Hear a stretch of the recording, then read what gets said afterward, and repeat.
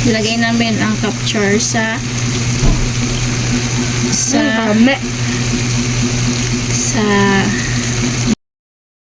Hello guys! For today's video, i-share namin sa iyo ang journey ni Ira. First time niya pong magluto. So, ayan po yung guest natin si Ira. Ang lulutuin niya po ay gulay. Pakita mo nga yung gulay doon. Mga gulay-gulay lang at sawagan ng isda na prinito guys. So, ayan, mainit na ang tuturaan natin si Ira magluto. So, lagyan ng pag mainit na yan. Ayan, so patuloy yung oil. Lagay ang oil sa kawali.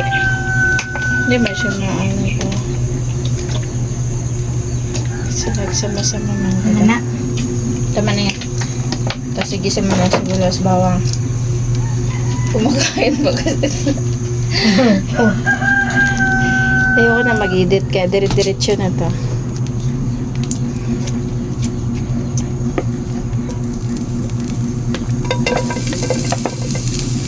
No. Ay, ipa-browning kunti yung lang. Ilagay mo na. Sabi mga ganyan talaga madiskrasya pag hindi alert. Hintayin na mag-brown para masute. Para maglasa yung bawang.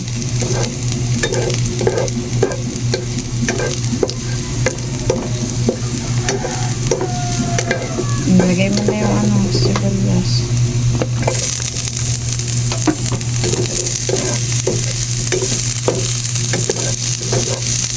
Ang tawag yan pag-sute. At ang tawag yan, ginisang gulay. Matay? Mo. Ilagay ito.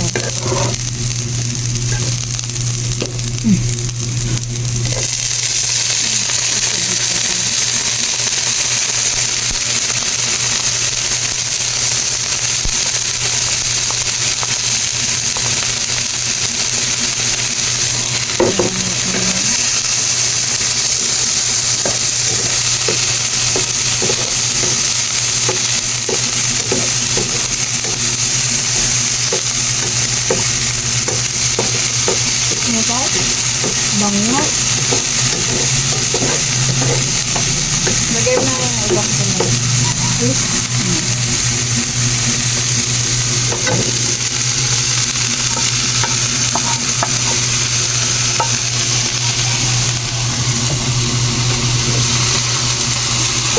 Lagyan mo na ng salt sa ating salt.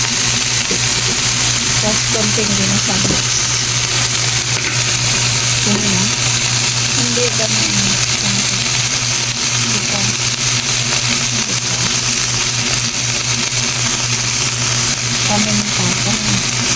Paminta. Lagyan sa mix.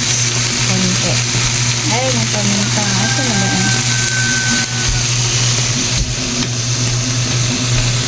Habang yung baby ko pala sarap buhay niya nakaupo at kumakain po siya ng hi guys, puto ta guys.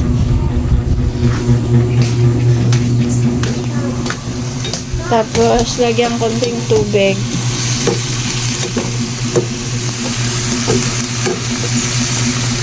Konting toyo din. Nasa pa.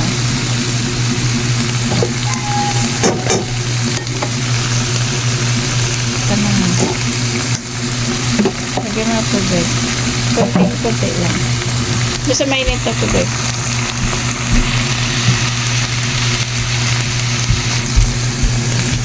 Konti lang. Para may sabaw. Tama na. Tapos takpan mo na ng mga 5 minutes.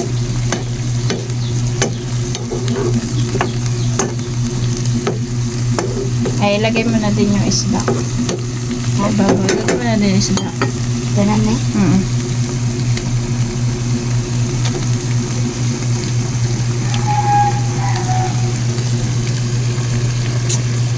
Takpan sa tatlog.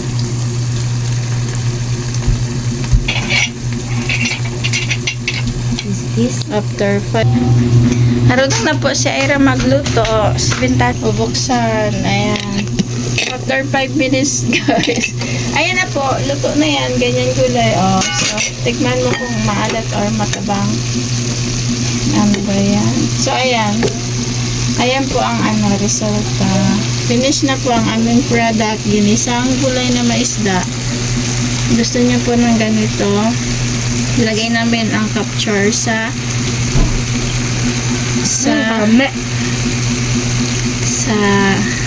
down below. Thank you for watching, guys. Subscribe our channel, our RD channel, like and share. Thank you for watching.